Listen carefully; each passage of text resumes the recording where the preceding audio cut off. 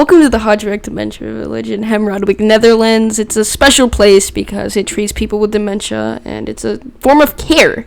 These people aren't in a freaking elderly home. They're in a village that's built and designed, and every single person in it is a caregiver, and they're trained in dementia. So, I mean, that's pretty cool. Here at the village, they preserve quality of life. I mean, everyone here is kind of just like a normal person, but in a special place, and I think that's pretty cool. Dementia is a more and more common thing because we keep getting more and more old people as the age that is more commonly reachable. I mean, what I'm trying to say is people are getting older. Like, humans are lasting longer than we ever have, and the older people have issues like dementia. And although it's sad, old people can still be cool, like this woman here. So the village is set up into a few different locations and neighborhoods. It's kind of like people are living together. They spread up the villagers and they spread up everyone. There's all sorts of things to do, like go to the park or theater square or international garbage or go shopping, not garden, and city square and green court and stuff like that. So that's pretty cool. Here's kind of a more in-depth design about it. Here we got like the seats and stuff like that. They like to keep the elders kind of together. You know, you see those beds together. These people are kind of like in a village. They like to make it like a household and stuff like that. And it just really kind of preserves the quality of life that they're being given right here. I mean, all of this in here is kind of walkable, and this is their housing. It's more like a village than it is a freaking care center. So that's pretty cool. Here's another type of dementia village. Just kidding, it's a freaking prison. So the way I'm saying here is the places are kind of set up like they're similar. I mean, it's kind of set up like a jail, but not really. And although it's set up like a prison, it's more to keep the prisoners in, but also to kind of organize things. That's like that. Like jails have pretty good organization, so they are pretty well fit. Here's another thing that I just like to say, like dementia's pretty bad and it's not cool. So a lot of patients here are, though they're losing their memory slowly, are able to gain it back with some of the stuff that they have going on around there. Like they have stuff to preserve their memory of the timeline, and it's just pretty cool. So here on our journey, we first start off by going on a cool bike ride with these two people. I mean, bike around the area, have fun, and enjoy our time there. I mean, what else could we do? We're also going to go shopping and grab some stuff to grab that we're going to eat dinner and prepare our food for later tonight. And then finally, we're going to end it off with an interview with Susan. Susan is a member here at the Hodgwick Village, and although she's suffering with the dementia, she still has a lot of cool things to say. Hi, yes, I live here in the village. Yeah. Yeah, it's very nice and relaxed here. I love it. Uh-huh. I really don't know what else to say. Thank you for your time. So, although Wait. that we only spent a little bit around here. Stop ignoring me. I was having nice things to say. Although we only spent a few minutes or seconds there in Hodgwick, I already feel more. I'm gonna go to sleep. You're annoying. Although we only spent you can't even talk. Although our time here was short, I already felt like I learned a lot about the people and things around here. So let's go off to the next location. Alright, welcome to this location. If you can guess where this is, I'll give you $5. Okay, you get 3 seconds. 1, 2, 3. Alright, this is Kenya, Masamari to be specific, and the special guest is my mother because she took all these photos and she actually went to these locations. So first things first, let's get to our trip agenda. The Big Five, Land Cruisers, meal, parentheses, yummers, because food is yummy, and housing, like where we'll be staying. So kind of gonna go through this before I move on to the presentation. So the Big Five are 5 big must-see animals in Kenya, and then Land Cruisers is kind of just like showing off what we're riding while on the safari. Hold up. What we're riding while on the safari, and then Land Cruisers is what we're riding while on the safari. Meal is just kind of showing what we're going to be eating during our day there, and housing is going to show where we're sleeping and where we'll be living at, So let's start off and let's introduce the Big Five, or the 5 big animals in the tribe. First off, can you guess what it is? It's a rhino. So, rhinos are part of the Big Five because there's just kind of a lot of them there, and they're pretty well preserved. There might be another one right there. I'm not sure, or right there, but the big one right there. So, rhinos, kind of cool, kind of a cool animal, and I'm glad that they're part of the list, and I'm glad we got to see one while on our trip. Wow, that's so cool. Okay, elephants. Elephants, pretty cool creatures. I mean, what else can I say? I mean, when you think of the desert, I think of an elephant, big elephant right there. It's kind of a baby elephant and like a smaller elephant, but not much I know about elephants, but I'm glad we got to see them while on our trip to Kenya or Masai Mara. So they're pretty cool. Yep, pretty awesome. Lions. Look at that cheeky little fellow there. He's pretty cute.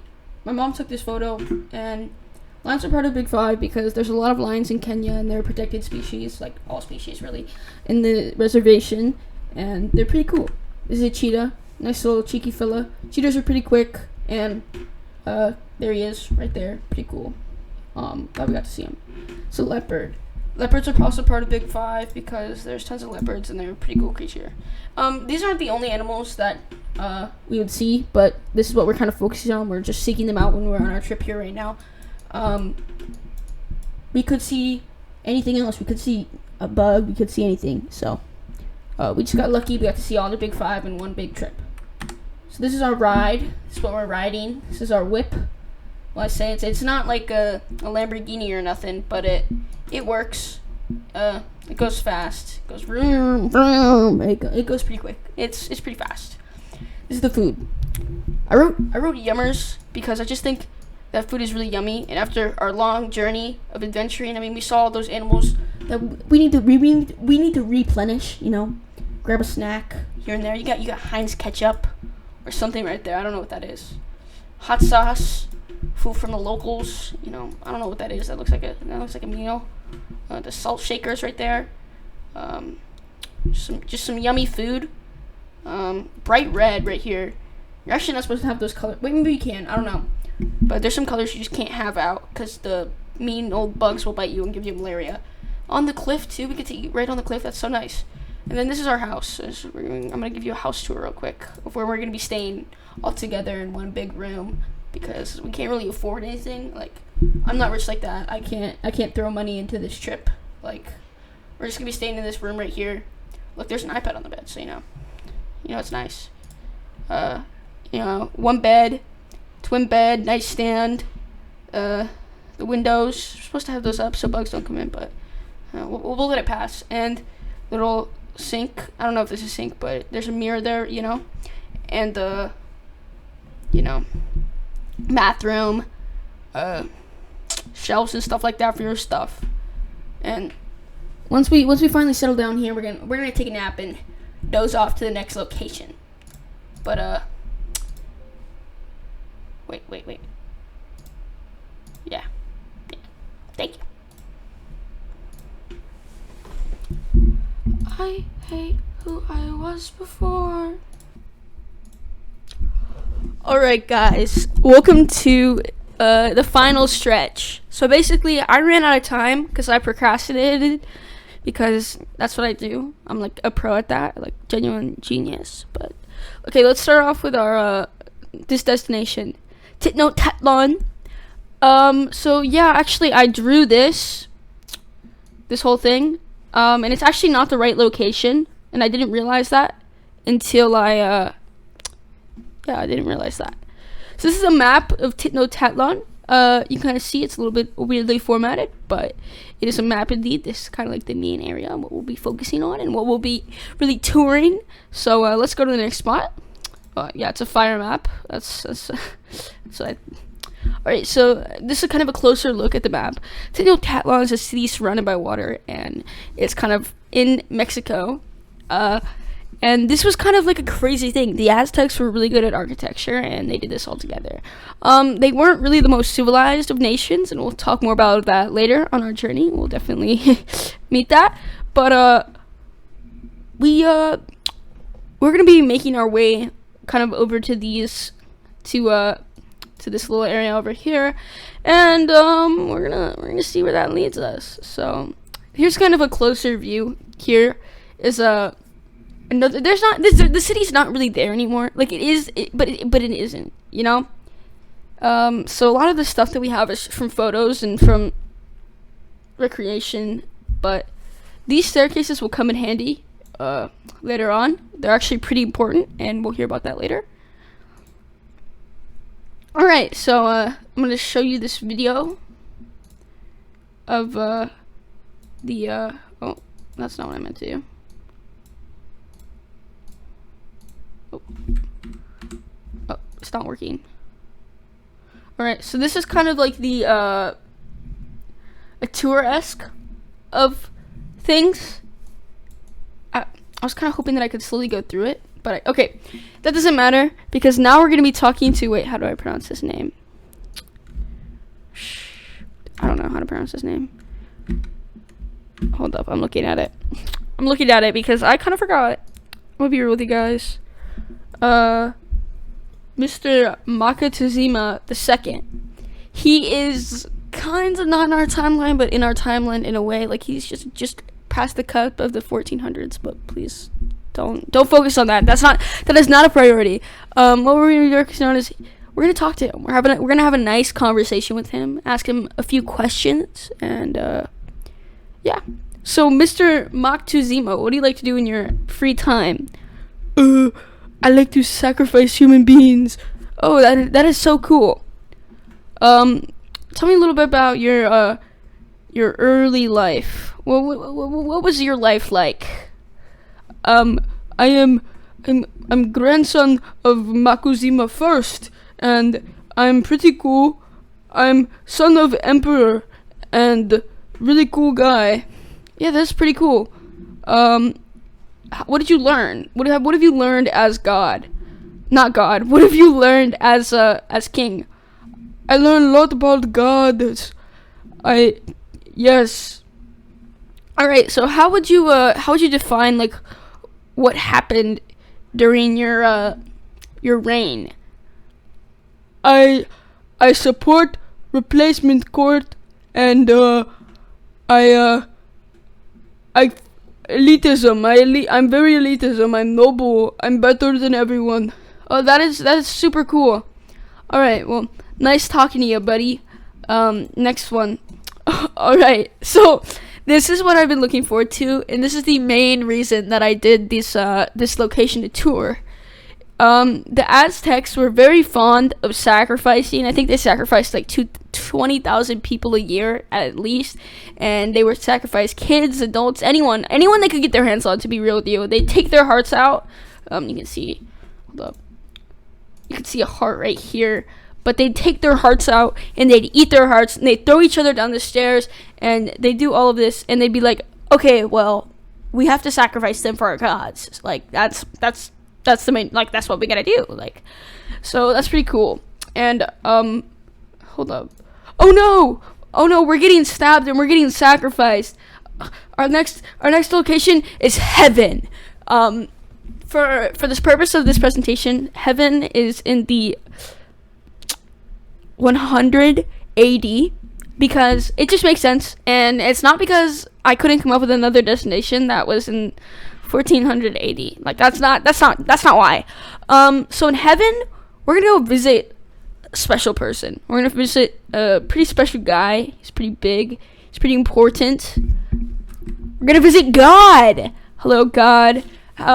What's chilling with you? I'm leader of the world. Okay, cool, God.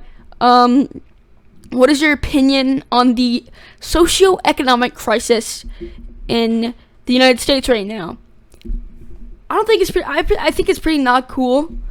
I think that they should pay Talia Reese $1,000. Oh, yeah, I think that's a good idea too, God. God, what do you do up here? I don't really do anything, honestly. I just kind of look over people, and then I see like people dying, and I'm like, well, it's kind of deserved. All right, I have one final question for you, God. What's the true religion? What religion do you have to be to make it to heaven? Yeah, so I'm Mormon. Yeah, this is the Mormon faith. Oh, okay, yeah. That's cool. Yeah. All right. So we actually got reborn, and we're heading to the Coliseum. What's good, Coliseum? At the Coliseum, we're gonna take a walk, and we're gonna go visit a few sites from the old warriors, and learn a little bit about the culture here, and maybe talk to a special guest. Oh, Chuck E. Cheese. What's good, Chucky? What's good, Talia? All right, Chucky. Can you tell me a little bit about what's going on at the Coliseum?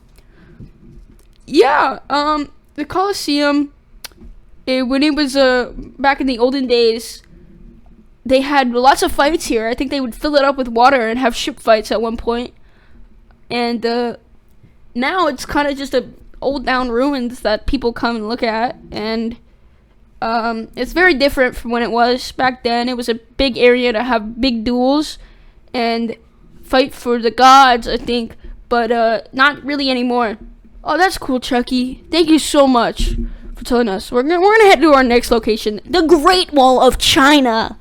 All right, so the Great Wall of China is pretty cool. It's multiple miles long, and it's in China. They built it to like protect themselves from the mean people outside of the wall, and it's actually said that there are like bodies hidden inside some of the parts of the wall from the warriors, that the soldiers and the people, the builders, who just didn't survive building it, and that's pretty weird to me. There's a lot of things we could do here. We could walk down the wall. I mean, I think it'd be pretty cool if we walked the entire way. So let's walk a while. Oh, Genghis Khan. Hi, Genghis Khan. I didn't expect to see you here. I thought you were dead for years. I'm Genghis Khan. Yes. It's me. Well, Genghis Khan, now that you're here in the Great Wall of China, can I interview you and ask you a few questions? I don't see why not. Genghis Khan, I know you had a pretty harsh childhood and you had to learn a lot. So what'd you learn from that? I learned that, like, power is won by bloodshed. Like, you have to kill people to be cool, you know, like that. That's cool, Genghis Khan. Is there anything you want to tell me? Yeah, I think you're pretty stupid. Genghis Khan, that's not chill. You're not chill like that. Sorry, oh, there's my other juice box. Genghis Khan, do you want a juice box? Here. Oh, shoot, we went back to Chucky. Alright, thank you guys for watching this presentation. And I'm sorry, it would be a lot better, but I kind of ran out of time because I procrastinated. And that is 100% on me. But other than that, thank you for watching. Oh my god, I'm tired. It's like 3 a.m. Alright, so for our next location on this tour, we're going to be touring my backyard. And I thought this would be like a special location, so here, right now my backyard is kind of a mess. You know, we got this stuff. These are the chairs that we lay on in this backyard. And this is kind of just a mess right here. It's a ping pong table. Alright, this way. Here's my backyard. There used to be basketball hoop here, not here anymore. Kind of sad. This is our pool. It's quite cool. It's quite a creation. It's quite fun, really. I love swimming here. It's been a joy this summer to swim here. So I'm glad that I get to share that with you guys. Another part of our tour will be the TV on the wall.